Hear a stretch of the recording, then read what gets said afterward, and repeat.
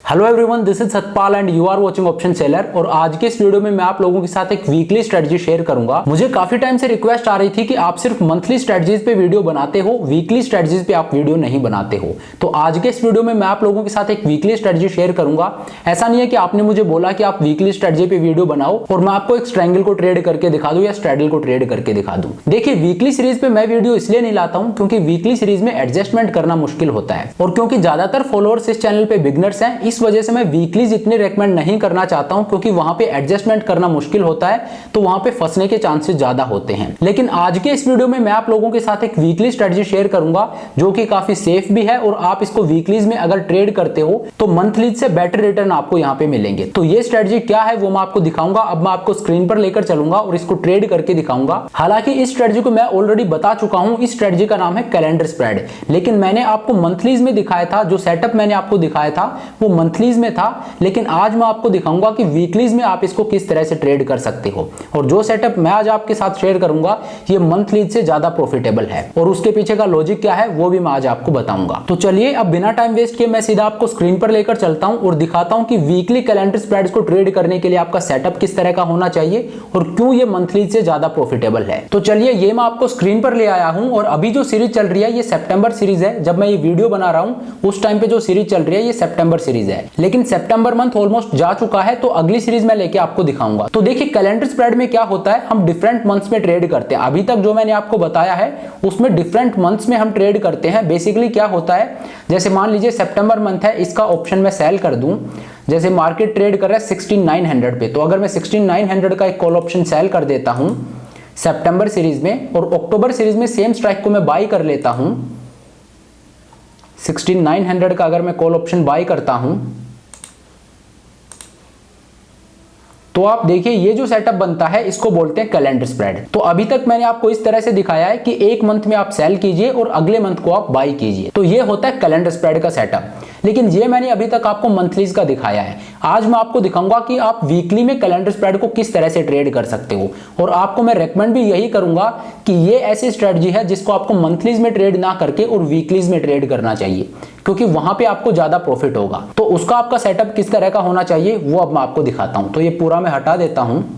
तो देखिए अभी सितंबर सीरीज चल रही है, तो अभी हम क्या करेंगे, नियरेस्ट जो वीकली एक्सपायरी है उसमें आप जाइए। तो नियरेस्ट जो एक्सपायरी है 29 सितंबर की है, 29 सितंबर कल ही है, तो इसको हम नहीं ट्रेड करेंगे। मैं क्या करूंगा 6 अक्टूबर की जो वीकली सीरीज है उसमें मैं जाऊंगा।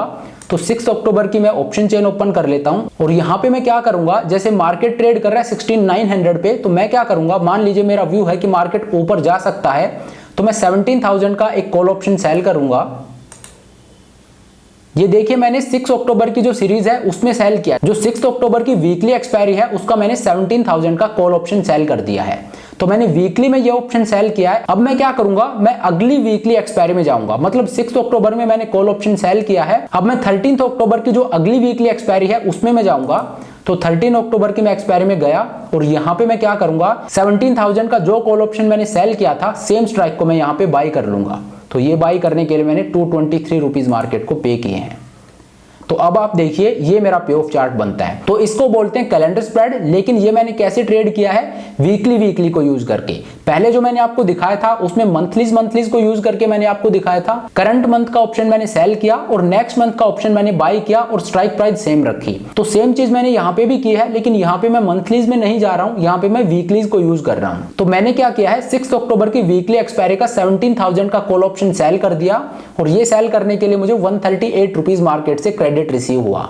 उसके बाद मैंने क्या किया, क्योंकि कॉल ऑप्शन मैंने सेल कर रखा था, तो अब अगर मार्केट ऊपर जाता है तो मेरा लॉस है वो अनलिमिटेड होगा।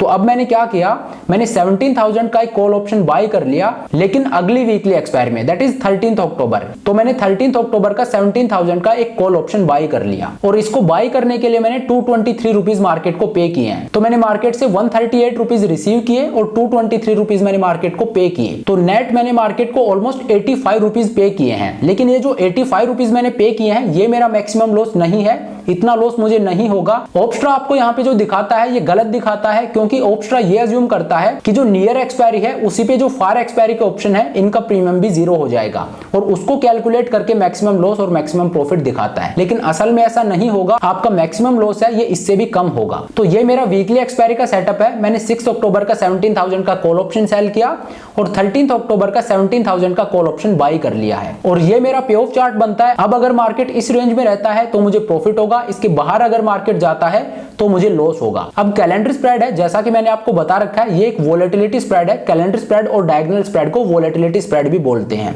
तो इनमें क्या होता है, आपका जो मैक्सिमम प्रॉफिट है, मैक्सिमम लॉस है, ये फिक्स्ड नहीं होता है, ये वोलेटिलिटी के साथ ऊपर और नीचे जाता रहता है। तो कैलेंडर स्प्रेड है, ये एक लॉन्ग वे का स्ट्रेटजी है। अगर आपके ट्रेड लेने के बाद वोलेटिलिटी ऊपर जाती है तो आपको प्रॉफिट होगा, अगर वोलेटिलिटी गिरती है तो आपको लॉस होगा। तो अगर वोलेटिलिटी बढ़ती है तो आपकी प्रॉफिटेबल रेंज है ये और वाइड होगी और आपका लॉस है ये कम होता जाएगा और प्रॉफिट है ये बढ़ता जाएगा।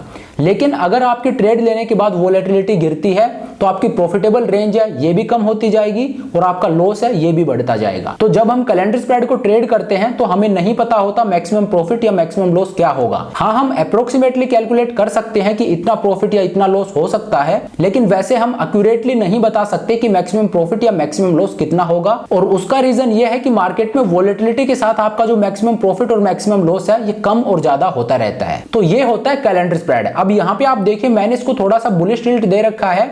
अगर मार्केट ऊपर आता है तो मुझे प्रॉफिट होगा। आप एक कैलेंडर स्प्रेड को बुलिश या बेरिश बना सकते हो। कैसे? अगर आपका व्यू है कि मार्केट ऊपर जाएगा तो आप आउट द मनी में जाके और वहां का एक कॉल कैलेंडर ट्रेड कीजिए। जैसे यहाँ पे मार्केट ट्रेड कर रहा है 16,858 पे और मैंने कहां का कैलेंडर स्प्रेड ट्रेड किया है 17,000 का। क्यों? क्योंकि मेरा व्यू है कि मार्केट यहां से ऊपर जाएगा, इस वजह से मैंने स्लाइटली आउट द मनी का कैलेंडर स्प्रेड ट्रेड किया है। अगर मेरा व्यू होता कि मार्केट और नीचे जाएगा तो मैं इसको थोड़ा सा इन द मनी ट्रेड करता। तो इस तरह से आप स्ट्राइक्स के साथ प्ले करके और एक कैलेंडर स्प्रेड को बुलिश या बेरिश बना सकते हो। तो ये है एक कैलेंडर स्प्रेड और इसको ट्रेड करने के लिए आपको बहुत हैवी मार्जिन की जरूरत नहीं होती है। यहाँ पे आप देखिए आपकी मार्जिन रिक्वायरमेंट है वो 20,000 रुपीज है। अगर आपके पास 20-25 हजार रुपए हैं तो आप एक कैलेंडर स्प्रेड को ट्रेड कर सकते हो और ये एक लिमिटेड लॉस स्ट्रेटजी है क्योंकि आपने जो ऑप्शन सेल कर रखा है उसको हेज कर रहा है अगली सीरीज का सेम ऑप्शन जो आपने बाई कर रखा है। तो चलिए, कैलेंडर स्प्रेड मैंने पहले भी बताया था लेकिन वो मंथलीज में बताया था। आज मैंने आपको वीकलीज में बताया कि कैलेंडर स्प्रेड को आप वीकलीज में किस तरह से ट्रेड कर सकते हो। अब मैं आपको बताता हूं कि वीकलीज में ट्रेड करना क्यों बेनिफिशियल है। देखिए, वीकलीज में थीटा डीके होता है वो बड़ा फास्ट होता है। अगर आप मंथलीज में करते हो वहां पे थीटा डीके होता है वो स्लो होता है, लेकिन यहाँ पे थीटा डीके है वो फास्ट होगा। 138 रुपीज जो आपने कलेक्ट किए हैं 17,000 का कॉल ऑप्शन सेल करके, क्योंकि ये वीकली एक्सपायरी है तो ये प्रीमियम है ये बड़ी तेजी से मेल्ट होगा और आपका नेट डेबिट है वो 85 रुपीज का है। और 6 अक्टूबर को ये ऑप्शन है, अगर आउट द मनी एक्सपायर होता है तो ये 0 हो जाएगा, लेकिन ये वाला जो कॉल ऑप्शन है ये 0 नहीं होगा क्योंकि इसकी एक्सपायरी 13 अक्टूबर को है। तो कैलेंडर स्प्रेड में हम इसी डिफरेंस को प्ले करते हैं, लेकिन वीकलीज में ट्रेड करने से हमें ये बेनिफिट मिलता है कि यहाँ पे थीटा डीके है वो फास्ट होता है। तो चलिए, ये होता है वीकली कैलेंडर स्प्रेड। और अगर आप वीकलीज में ट्रेड करना चाहते हो तो इस तरह के स्ट्रेटजीज के साथ आप ट्रेड कीजिए। मैं आपको कभी भी नहीं बोलूंगा कि वीकलीज में आप स्ट्रैडल या स्ट्रेंगल्स को ट्रेड कीजिए। बिल्कुल वहां पे प्रॉफिट है वो बहुत अच्छा खासा हो सकता है, लेकिन वहां पे अगर कोई बड़ा मूव आ गया तो आपके लिए मैनेज करना काफी मुश्किल हो जाएगा और आपको बड़ा लॉस भी हो सकता है। तो ये जो स्ट्रेटजी है ये वीकलीज में ट्रेड करने के लिए बिल्कुल परफेक्ट है। हालांकि मैं वीकलीज में ट्रेड करना पसंद नहीं करता हूं, मैं मंथलीज में ट्रेड करता हूं, लेकिन स्टिल मैं आपको बोल रहा हूं कि अगर आप कैलेंडर स्प्रेड्स को ट्रेड करना चाहते हो तो मंथलीज में ट्रेड करने से बेटर है कि आप वीकलीज में ट्रेड कीजिए। चलिए, तो अब इस वीडियो को यहीं पे खत्म करते हैं, लेकिन वीडियो को खत्म करने से पहले मैं आपको बताना चाहता हूं